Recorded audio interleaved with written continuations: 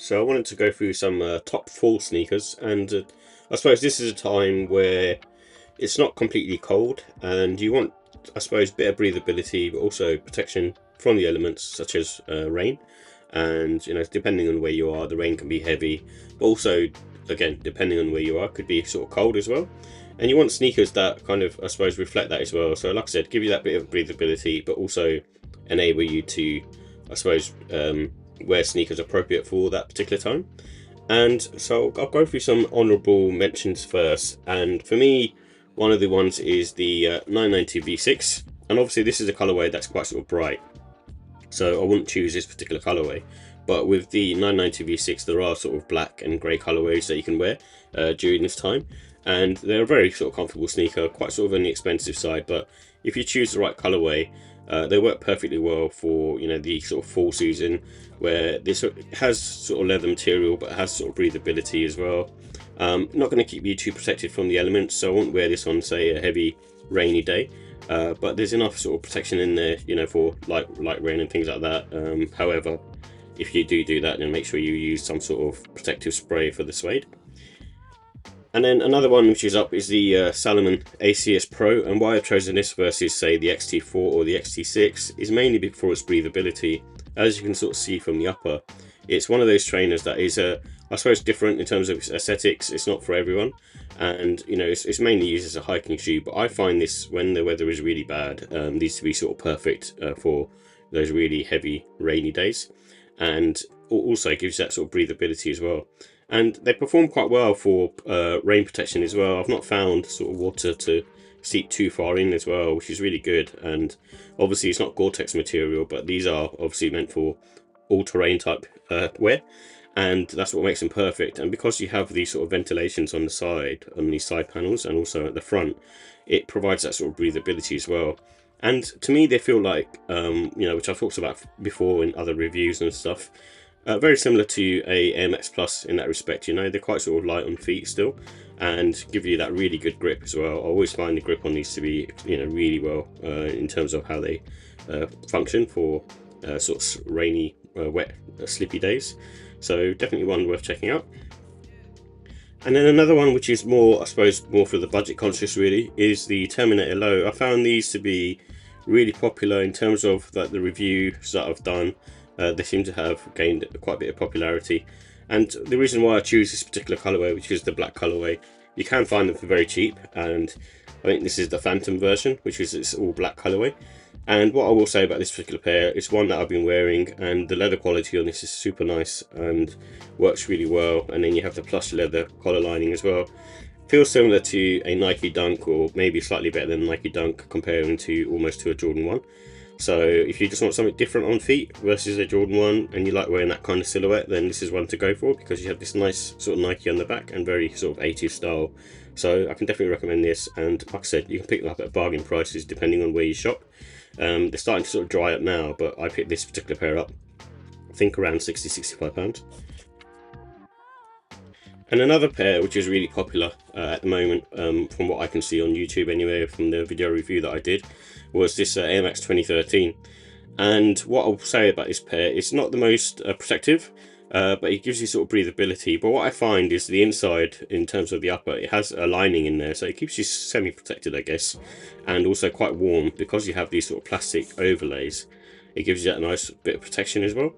And what I find with this particular pair is, to say, compared to an Air Max 97, the comfortability on this outsole midsole combination of just the air unit going all the way across, compared to the Air Max 97, this is sort of night and day. This was really, really nice on foot and really comfortable. More on sort of medium side, going towards firm, but it just gives you that sort of nice cushioning effect. Not really too soft, but it's quite sort of neutral on foot, and I really love wearing them, and I think they look decent as well. And this pair I've been wearing quite a bit, but it's not showing too many signs of wear and tear, only in the sort of outsole. And that's what's really nice about these, so definitely worth recommending. And you can also pick up different colorways from this as well. So I've seen sort of black pair, a white pair, and also a pink pair. So definitely worth sort of checking out. It's kind of more in the niche retailers that I've sort of seen, but they are out there. And then next up on my list is something that I've been wearing a little bit quite now, and basically it's a 991 V2. And again, these are a nice pair to wear during the fall time, because they give you that sort of, I suppose, elevated feel as well, and they look quite smart as well on foot. And you can almost sort of wear them, with a more of a smarter outfit. So that's the reason why I sort of choose these, and also comfortable as well. The midsole and outsole combination, similar to 990 V6, they do sort of bottom out a little bit after a while, after about sort of 7 to 8 wears. But they're still nice and sort of neutral on foot and quite sort of comfortable. And this one in particular has sort of fuel cell in there, so I definitely recommend you can grab a pair of these, especially if they're on sale. I think at full retail price is a bit too much for a pair of runners, but everyone has a different value in terms of what they choose and what they wear. And then going towards the Air Max line, I think two recent releases that came out is the Air Max Sunder. And this one is a very nice one to wear because it has these reflective lights. Probably a good thing to wear during the night time, but also the fact that it has this sort of double layer going on. So you can sort of see here it's got a zip liner, and inside you get this neoprene booty similar to a Huarache or a Air Jordan 7, and it's almost like having that dual layer protection. And I think this particular pair works brilliantly sort of for autumn time, especially sort of during the rainy period as well. And the materials on this aren't premium or anything like that, but I think they should hold up well in that kind of environment. And again, another one of those sort of trainers feel quite sort of comfortable on foot as well, so more sort of on the medium side, going towards firm. But the combination of this, I think EVA midsole, I think it is, and also the air units does provide a nice sort of comfortability, and similar to an Air Max Plus. And speaking about Air Max Pluses, the other pair that came out recently is the Air Max Plus Sunset. But there's so many different colorways of the Air Max Plus or the TM or the 110s or whatever you want to call them. So many different colorways out there.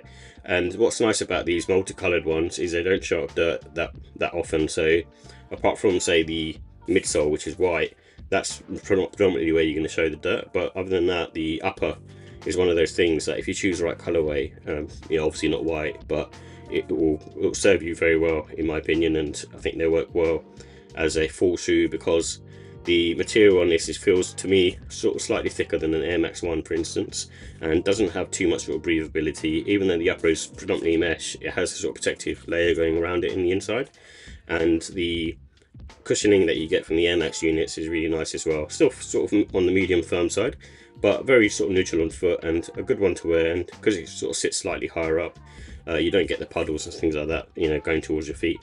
So another one to wear during that kind of fall season.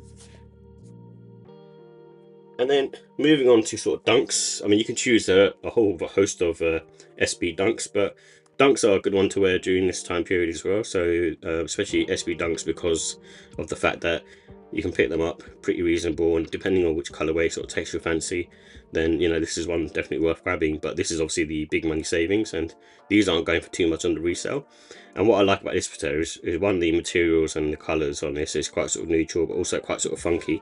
But I also like the fact that it's got this I suppose burlap material toe box, which provides a bit of breathability. Not too much, but at the same time it's like I said, it's just a cool looking model. And like I said, there's so many SB dunks at the moment sitting that I'm sure you can find one to wear for yourself. And then going towards Adidas, so we have the Campus, and this is the Bad Bunny version. But obviously there are sort of standard ones out there like the Handball and the Gazelles and things like that. But I chose the Bad Bunny because it gives you that bling, gives you that sort of more elevated style, and they're going for quite reasonable prices at the moment. And I think over time they will gradually start to go up. So if you can find these for a good price, sometimes they're even on sale. This particular brown colorway that came out, this is the last one that Bad Bunny is doing.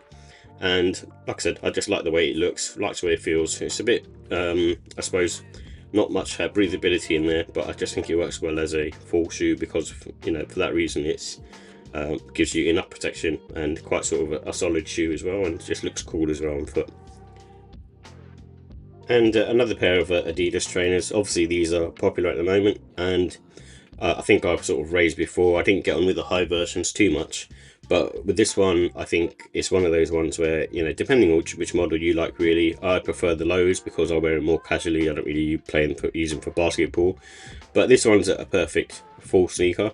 You have that breathability, but also protection going around the sneaker, and the upper on this as well. Even the kind of, I suppose, textile material is quite sort of thick as well, quite sort of rugged, and gives you that sort of nice protection because you have this sort of TPU plate going around it.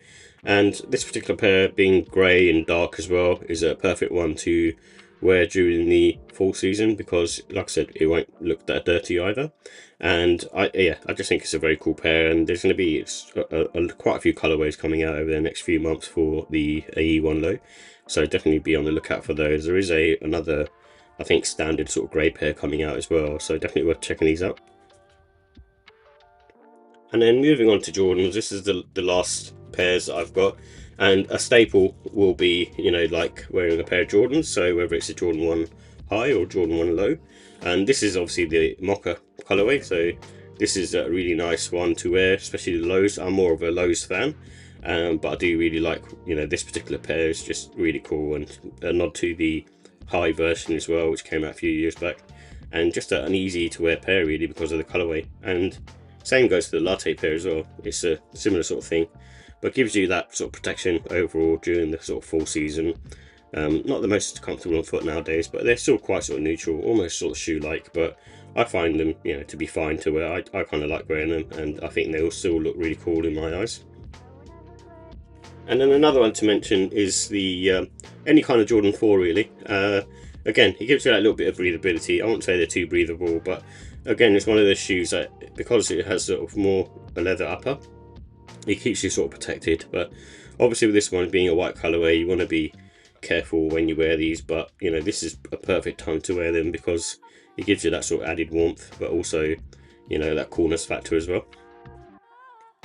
And then lastly, the Jordan 4 RM. This is a recent model. This is obviously the Nigel Sylvester collab, but the reason I sort of bring these ones up is I think they actually look cool in my opinion. I wasn't sold on them when I first saw them, in all honesty, but when I've had them in hand, I like the Sylvester collabs. However, the GR versions aren't bad either, and because the price on them is very cheap compared to, say, a Jordan 4, which retails for around, you know, £200, 220 in US dollars, whilst this one retails more around sort of the, I think, £135 mark, $150.